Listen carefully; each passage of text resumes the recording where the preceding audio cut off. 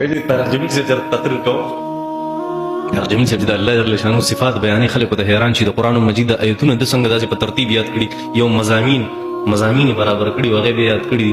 او هغه څنګه الله جل شانو بس هو الله الذي لا اله الا الله لا اله الا هو الحي القيوم هغه په اخر کې اشیر وي جو لا کها ولا هو جز لا هو كل لا هو هغه شان شیر وجدا اپریدیانو کې وایي دغه تقریر کو طارق جمیل صاحب وایي چې د الله جل شانو د صفات څنګه ختم کړ کنه یو افریدی پاتې شو خدای پاک زنده باد خدای پاک زنده باد دا خپل جبه د انګریزانو ته ګاډ وي موږ ته خدای وایو فارسی خوانانو ته خدا وي صحیح ده اصل نوم د الله جل شانو الله دی دا ذاتی نوم دی نور صفاتونه نوم نه دي ښه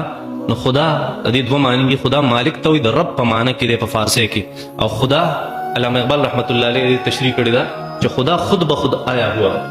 چې په خپل راغلی دی چا نه دی پیدا کړی دا هغه تشریح کړی نو په دې کې څه قباحت نشته البته ټول بهترین نوم د الله هغه الله دی زړه ته سکون رسي په دې کې ښه